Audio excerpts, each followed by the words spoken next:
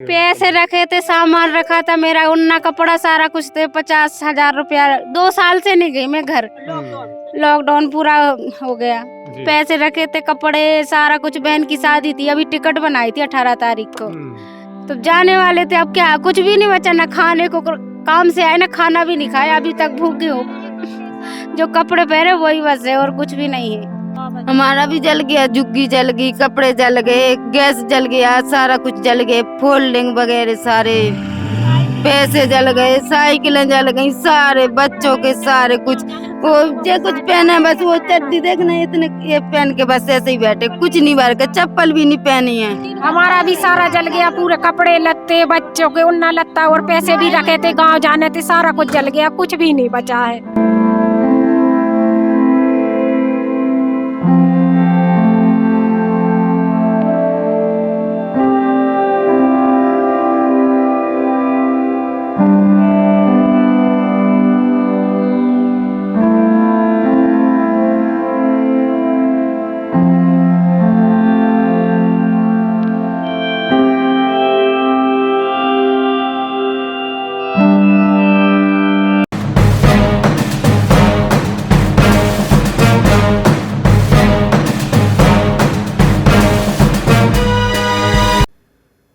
इंसान पूरी जिंदगी रोटी, कपड़ा और मकान की जुगत में लगा रहता है।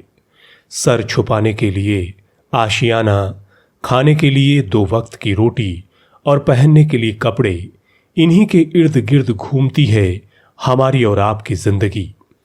यहाँ भी जिंदगियां कल तक मुस्कुराती थीं। ये बच्ची सुलगते हुए अंगारों पर पानी डाल रही है। यहाँ आग की लपटों में सुनहरे सपने कहीं खाक हो गए हैं। ये तस्वीरें हिसार के सेक्टर 16-17 की हैं, जहां आग की लपटों ने सब कुछ तबाह कर दिया। इन झुग्गियों में रहने वाले सभी मजदूर मध्य प्रदेश के प्रवासी हैं। इन महिलाओं का दर्द आंखों को नम कर देता है।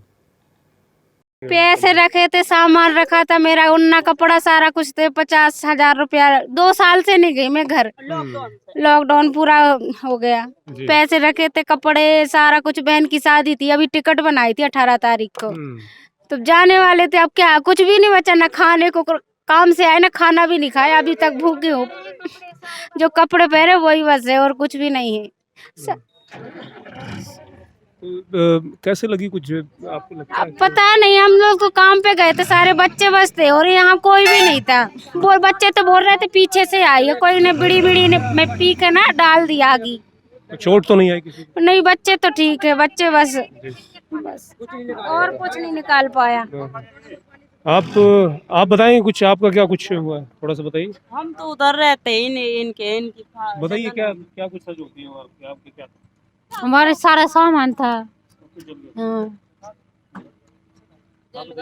हमारा भी जल गया, झुग्गी जल गई, कपड़े जल गए, गैस जल गया, सारा कुछ जल गए, फोल्डिंग वगैरह सारे, पैसे जल गए, साइकिलें जल गई, सारे बच्चों के सारे कुछ, वो जो कुछ पहने बस वो चड्डी देखना, इतने ये पहन के बस ऐसे ही बैठे, कुछ नहीं भर के, चप्पल भी नहीं पहनी है, ऐसी है। और ऐसी बाहर ही के बाहर है, अंदर तक नहीं गए हम लोग, तो कुछ नहीं भर का, खाने पीने का सब कुछ नहीं भर का, सारा कुछ जल गया।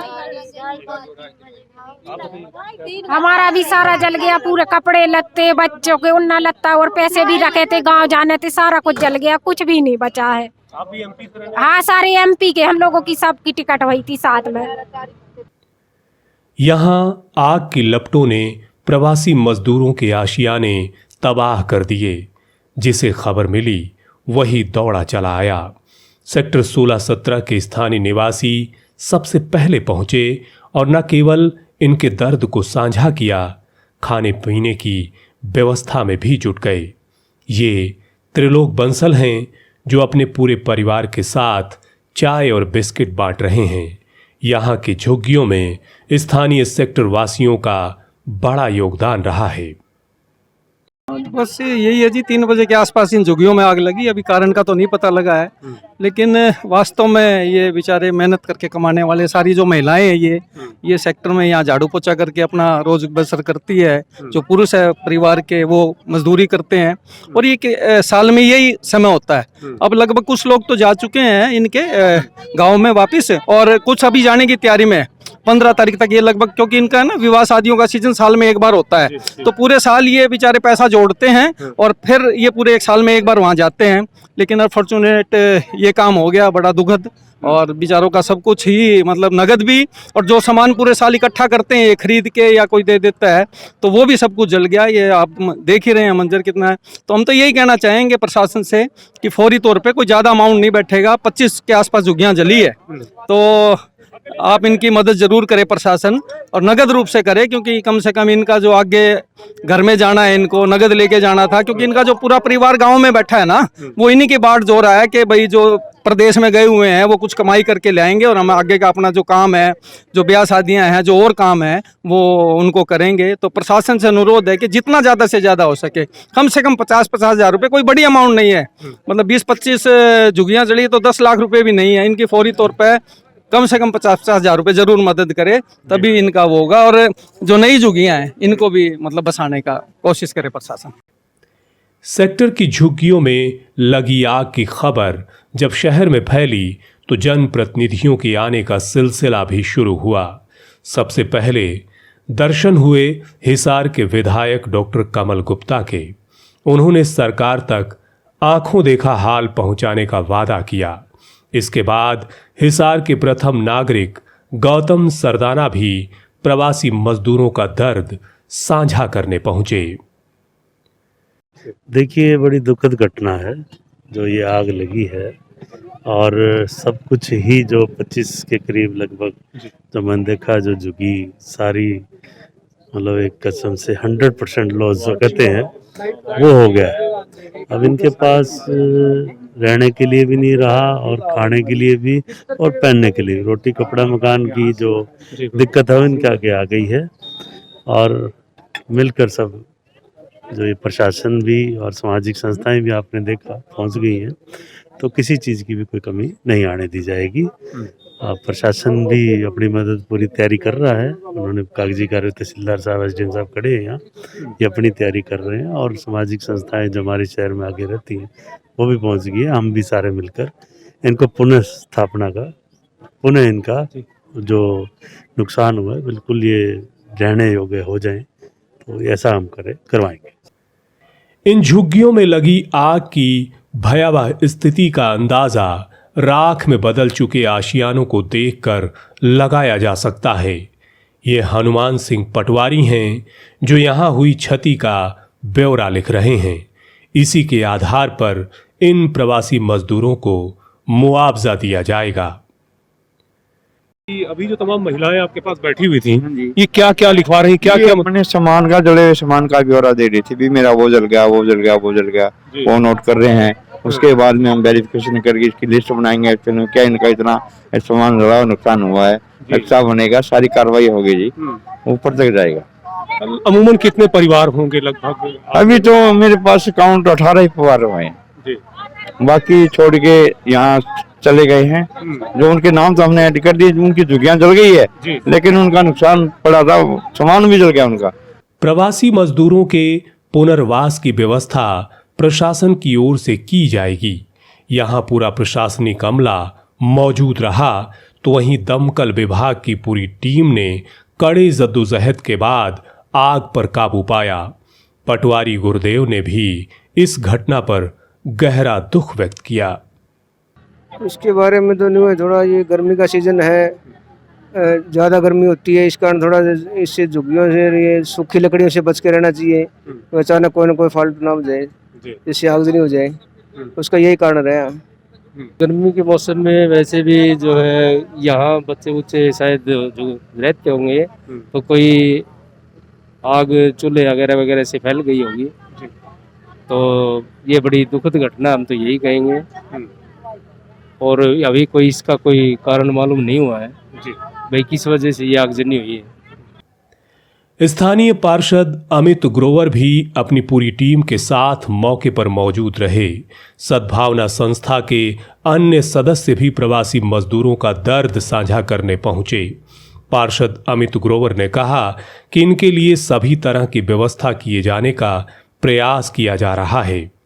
देखिए, बिल्कुल प्रशासन आया हुआ है, तहसीलदार साहब, एसडीएम साहब भी मौके पर हैं और पुलिस प्रशासन भी लगातार, और अग्निशमन के हमारा स्टाफ है वो भी लगातार आग बुझाने में लगा हुआ था।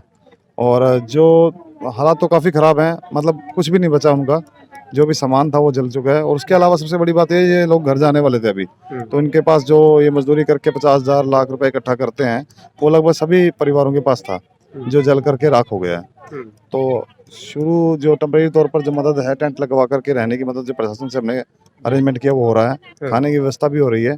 लेकिन जो इनके अमाउंट है जो जल गया है, जो पैसा, उसके लिए हमने एसडीएम से बात की है, एसडीएम साहब से, कि इनको मिनिमम जो मुआवजा राशि है, चाहे 10,000 रुपये भी दें एक परिवार को, वो जारी जरूर की जाए। गर्मी की शुरुआत होते ही इस तरह की दिक्कतें अमूमन देखने को मिलती है, आगजनी की घटनाएं हो जाती हैं। और ये जो 16-17 सेक्टर का जो ये एरिया है, यहाँ पर इस तरह की स्थिति ज़्यादा है। देखिए, हाँ बिल्कुल, आसपास में काफ़ी घने पेड़ भी हैं यहाँ पर, और सूखे पेड़ भी हैं, तो कहीं ना कहीं छोटी मोटी कोई चिंगारी की वजह से आग भड़की है शायद। उसके अलावा लेकिन छोटे सिलेंडर जो हैं वो फटे हुए हैं, वो आग लगने के बाद फटे होंगे या तो अभी निश्चित कारण तो नहीं पता लगा कि क्या है, लेकिन लगभग 20 के करीब 25 के करीब झुग्गियाँ जल चुकी हैं पूरी तरह से। जिला प्रशासन इन प्रवासी मजदूरों के पुनर्वास की व्यवस्था कर रहा है। सेक्टर 16-17 की झुग्गियों में आगजनी की घटना के बाद से ही हिसार के एसडीएम इस पर नजर बनाए हुए हैं। द नेशन टाइम्स के साथ बातचीत करते हुए उन्होंने कहा कि प्रवासी मजदूरों के लिए हर संभव प्रयास किया जाएगा।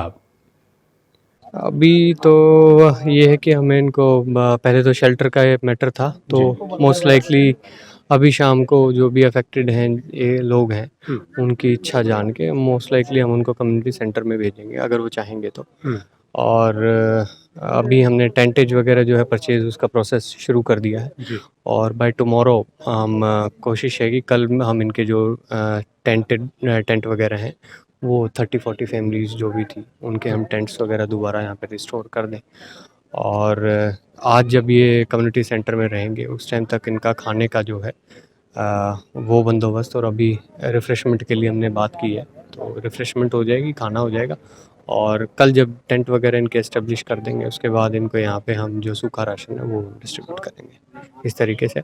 और जो लॉस है उसका हमने एनलिस्टमेंट इनकी बना ली है टोटल, और एनलिस्टमेंट बनाने के बाद जो भी गवर्नमेंट पॉलिसी के अंदर फॉलो करता है, जो भी इधर इट इज़ फाइनेंशियल हेल्प और it is in the form of assets, वो गवर्नमेंट की पॉलिसी के अंडर हम इनको प्रोवाइड करवा देंगे। गर्मी का मौसम आगजनी की घटनाओं के लिए माकूल होता है। अक्सर पारा चढ़ने के साथ साथ आग की लपटें जाने कितने अरमानों को राख कर देती हैं। यहाँ भी कुछ ऐसा ही हुआ। ये सभी प्रवासी मजदूर मध्य प्रदेश से संबंध रखते हैं। इनमें से ज़्यादातर अपने घर वापस लौटने वाले थे, लेकिन अचानक उठी आग की लपटों ने सब खत्म कर दिया। अब इन्हें उम्मीद है स्थानीय प्रशासन से, यदि सरकार से मुआवजा मिले तो शायद इन उदास चेहरों पर भी मुस्कान लौट आए। आपकी राय क्या है? कमेंट बॉक्स में ज़रूर लिखिएगा।